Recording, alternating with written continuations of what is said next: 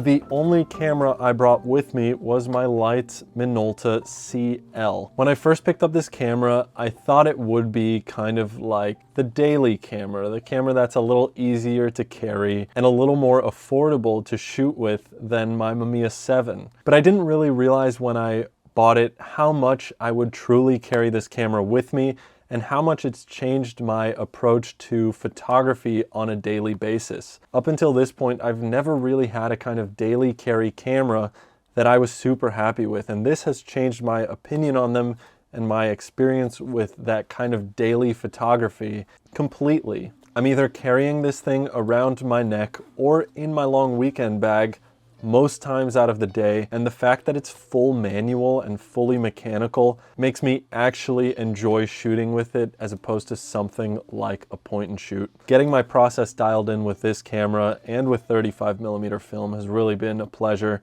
especially darkroom printing it too. I think it looks absolutely gorgeous, as I saw with some of my Yosemite photos, and I hope to do the same with these pictures from Belgium. This also brings to mind the idea of gear doesn't matter for me, which in a lot of ways I agree with. But then at the same time, I also find myself reviewing, $14,000 Hasselblads, and I find myself having a completely different approach to my photography with a different camera. So clearly, to some extent, gear does matter. If it wasn't for this camera, I would not be taking photos on a daily basis, and I would not be carrying an analog camera with me everywhere I go. Now, could I take the same style of photos with a lot of different cameras? Yes, absolutely. But I do think when it comes to gear, it is really important to find something that fits your pace of working and that's a form factor that you enjoy picking up frequently.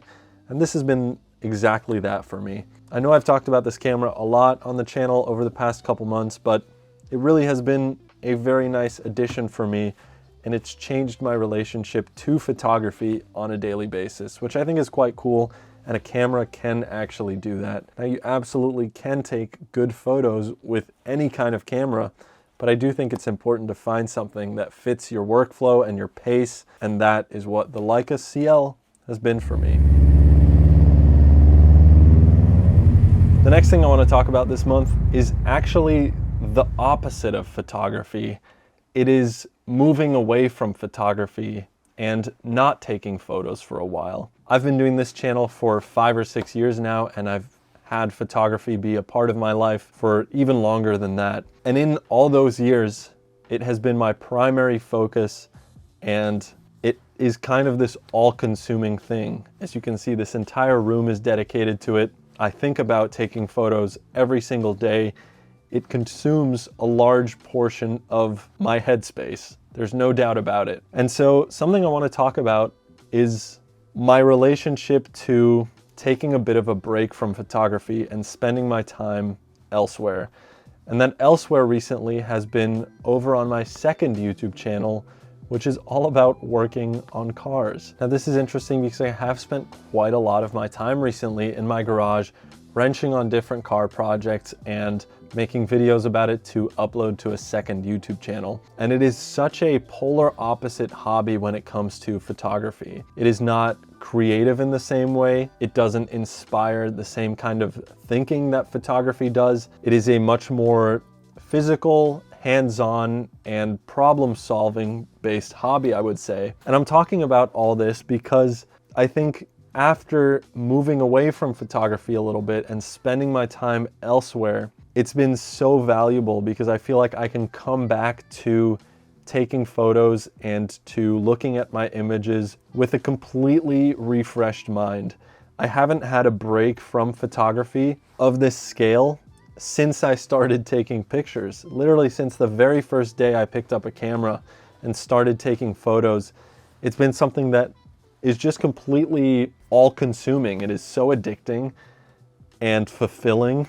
And so to move away from it a little bit and come back to it, I feel incredibly refreshed to keep working on projects like my Morro Bay project and the Outer Banks, and hopefully publish them. I don't really know where I was going with that other than I think it's important to take a long break sometimes and do something that feels completely opposite to whatever it is you're interested in and whatever it is that you may have been working at for, 5 or 6 years. I'd imagine for many of the people who watch this channel, photography might actually be that second hobby that gives you a break from whatever else it is that you do. Finally, I want to talk about something that's pretty sad.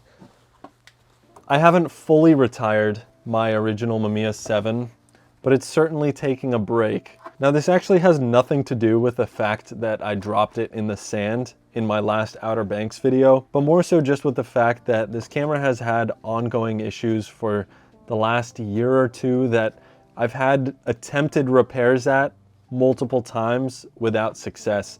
The main issue is that this camera skips a lot of frames. It skips sometimes 1 if I'm lucky, most of the time 2 frames per roll, which means that every single roll that I shoot on this camera, I'm only getting 8 frames of 6x7. And it's really annoying because sometimes it takes up your last frame and you have to reload in a situation that was unexpected. And it's just a huge waste of film to throw out 2 frames on every single roll. It's also just had many, many other problems. Little things like the grip falling off, which is really not a big deal, but the rangefinder seems to misalign like every other day. Sometimes it just doesn't fire at all. I already replaced the base plate on it because it was completely cracked. And generally, it's just starting to show its age. I've been using this camera incredibly extensively for the last 5 years. I've probably put over 1,000 rolls through this camera, if not 2,000. It's certainly just starting to show its age. And although I'm not getting rid of it, it is just going to be kind of a backup, I guess I would say. I'm gonna bring this on every trip as a backup in case anything goes wrong with the new Mamiya 7 that I've just purchased. It's the exact same thing, a Mamiya 7.1. I just put my old lens on here, the 80mm. Overall, it's just in really nice cosmetic condition, and you can tell looking at this thing that it hasn't been used nearly as much as my original Mamiya 7. I haven't been super kind to this camera, but I also haven't neglected it, and I think I've gotten quite a lot of use out of it for how much I paid back in the day. But unfortunately, it's just becoming a little too unreliable, especially when it's the only camera that I'm traveling with. I spend a lot of money to go on these trips to Morro Bay or to the Outer Banks or to Belgium, and different client projects as well, where I just need a second one of these for the sake of reliability. Because as soon as I take a trip and have one problem with this camera, I've wasted more money traveling somewhere than it would be to buy a second one. I feel like every trip I was taking with this thing, in the back of my mind was kind of this thought of, this is gonna be the last trip. This is gonna be the one where it completely dies. And that's all I have to say about that. A brand new Mamiya 7. I paid $2 grand for this body, whereas previously, 5 years ago, I paid $2 grand for this body with the 80mm lens. So the prices have gone up, but maybe not as much as I'd expect for how many people have started shooting film in the last 5 years. That's gonna wrap it up for this video. Thank you guys so much for watching, and finally, thank you to Squarespace for sponsoring this video. Squarespace is an incredible all-in-one website building platform that you can use to build your photography portfolio online. I've been using Squarespace for so many years now, and they've made it so easy to get a website up and running with my photography. So if that sounds like something you're interested in, you can hit the link in my description for a 14-day free trial of Squarespace. And when you're ready to launch, go to squarespace.com/Willem for 10% off your first purchase of a website or domain. See you guys in the next one. Thank you for watching. Peace.